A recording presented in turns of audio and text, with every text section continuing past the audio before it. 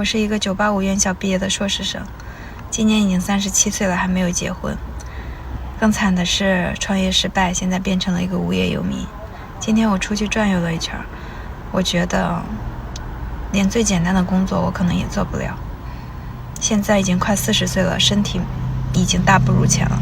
我觉得就是一个简单的收银工作，我没有办法站在那里一整天，精神饱满、头脑清晰的给别人算账。我觉得连餐厅服务员点菜这个动作，我都没有办法清晰的完成。我现在记忆力都已经不如以前了。有时候可能你拥有的那些曾经你觉得很厉害的东西，可能都会成为你的枷锁。我真的觉得我现在什么都做不了。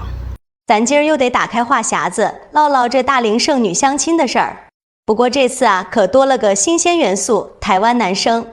您说巧不巧，最近在广州公园相亲角冒出好些台湾男生来找对象，这事儿可就像一颗石子扔进平静湖面，激起千层浪。咱就跟着大龄剩女们的脚步，瞅瞅他们和台湾男生相亲是个啥情况。那场面啧，男士们听了保准气得吹胡子瞪眼。我这当惯了红娘的都忍不住想发飙。先得讲讲咱那些大龄剩女为啥还单着，各有各的苦衷。就说33岁的阿敏在一家互联网公司搞编程，那代码敲得噼里啪啦，比弹钢琴还溜。他可是公司里有名的技术大拿，项目难题到他手里3两下就能理顺。可这一忙起来，哪还有心思顾得上谈恋爱？有一回好不容易挤出个周末，打算去参加个户外活动，拓展下社交圈，结果临出门，领导一个电话，紧急项目要上线。他二话不说，抱着电脑就回公司加班去了。等忙完项目，人都累得散架。谈恋爱这事儿又被抛到九霄云外，他跟我叹气：“凤姐啊，我这日子过得不是对着电脑，就是对着客户，男人的影子都少见，咋找对象啊？”还有35岁的小齐在出版社当编辑，满肚子墨水，成天跟书打交道。他对精神交流那要求可高了，没事儿就爱泡在书店、咖啡馆，参加各种文化沙龙。之前相亲碰到个做生意的小伙，虽说家底殷实，可一聊天3句话不离赚钱经。小齐心里就犯嘀咕，这人咋这么俗呢？一点文艺气息都没有，跟他过日子得多无趣。没聊几句就借口有事撤了，继续回他的文艺世界里寻寻觅觅，就盼着能遇上个懂他的灵魂伴侣。再看这相亲现场，和台湾男生见面，那真是状况百出。有次我给32岁的幼师萌萌介绍了个台湾小伙，听说在广州做点小生意，俩人约在公园门口碰面。那小伙一出现，打扮得挺时髦，一口软糯的台湾腔：“嗨，你就是萌萌吧？久仰哦，你本人比照片还可爱耶。”萌萌一听，脸刷得红了，可刚坐下没聊几句，问题就来了。萌萌问：“你在广州定居多久啦？房子买在哪边呀？”小伙手一摆，笑着说：“哎呀，我们台湾人不太习惯这么早谈这些物质的东西啦，感觉很破坏气氛呢。先聊聊兴趣爱好不好吗？”萌萌心里就有点别扭，心说这过日子哪能不考虑现实，嘴上敷衍几句，聊起爱好。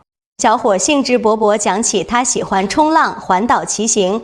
萌萌在这边除了偶尔逛逛公园，就是照顾小朋友，压根儿搭不上话，场面一度尴尬的能抠出3室一厅。这场相亲最后自然是无疾而终。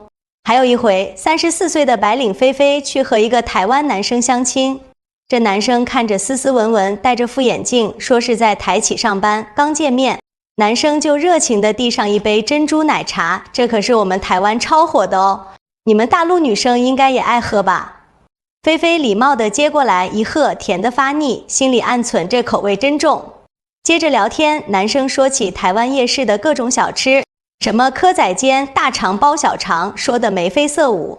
菲菲忍不住插了句：“那你会不会做饭呀？总不能天天吃夜市吧？”男生愣了下，挠挠头：“我在家很少做啦，外面吃多方便，而且台湾小吃那么多，随便买点就好咯。”菲菲一听，心里就凉了半截。她想着以后要是成家，总不能天天吃外卖吧？这居家过日子的观念差得有点远。这场相亲也就黄了。再讲讲这台湾男生的表现，也是让人捉摸不透。有个叫阿杰的台湾小伙来相亲角晃悠好几回了，每次都打扮得油头粉面，专挑看着文静的剩女下手。和36岁的会计小严相亲时，一上来就大谈特谈台湾的风土人情，什么阿里山的日出、日月潭的美景，把小妍听得一愣一愣的。可小妍一问她在广州的工作规划、未来发展，阿杰就含糊其辞，顾左右而言他。一会儿说台湾那边还有些机会，一会儿又说走一步看一步。小妍心里就犯嘀咕，这是没个准主意啊，跟他哪有安全感？等到买单的时候，阿杰还磨磨蹭蹭，最后还是小妍看不下去，付了一半钱。这场相亲算是让小妍憋了一肚子火。这头大龄剩女们被相亲折腾得够呛，那头家里人还在火上浇油。逢年过节，7大姑8大姨围坐一圈，矛头全指向剩女们。你看看你，这么大岁数还不嫁人？台湾男生都来咱这儿找机会了，你咋就抓不住呢？走在街上，要是碰到熟人，背后少不了几句嘀咕。那谁家姑娘挑来挑去，现在跟台湾男生相亲都成不了，要求得有多高啊？这些话像刀子一样割得剩女们心里生疼，可又没法反驳，只能默默咽下苦水。而且啊，现在相亲市场鱼龙混杂，有些不靠谱的中介瞅准商机，打着两岸姻缘一线牵的旗号，专坑那些心急的剩女，给介绍些所谓的优质台湾男，资料吹得天花乱坠。实际一见面，要么是在大陆混不下去，想找个依靠的，要么就是来玩票性质，根本没真心找对象的意思。有个姑娘满心欢喜去见中介介绍的台湾男生，结果发现对方连普通话都说不利索，交流都困难，更别提谈情说爱了。姑娘气得找中介理论，中介还耍赖皮，把姑娘气得直掉眼泪。其实啊，不管是大陆剩女还是来相亲的台湾男生，都在这婚恋的迷宫里乱转，找不到出口。剩女们渴望爱情，又被现实束缚。台湾男生怀揣着各种心思，有的或许真心想找个伴儿，有的却只是跟风或者另有目的。这两边一碰撞，就跟火星撞地球似的，火花没擦出多少，尴尬和无奈倒是一大堆。但咱也不能灰心，生活总得继续，说不定哪天缘分就到了。也许那些在相亲场上屡屡碰壁的剩女，会碰到一个既懂浪漫又脚踏实地的台湾男生。那些一开始不靠谱的相亲对象，也能在经历几次失败后，端正态度，找到属于自己的幸福归宿。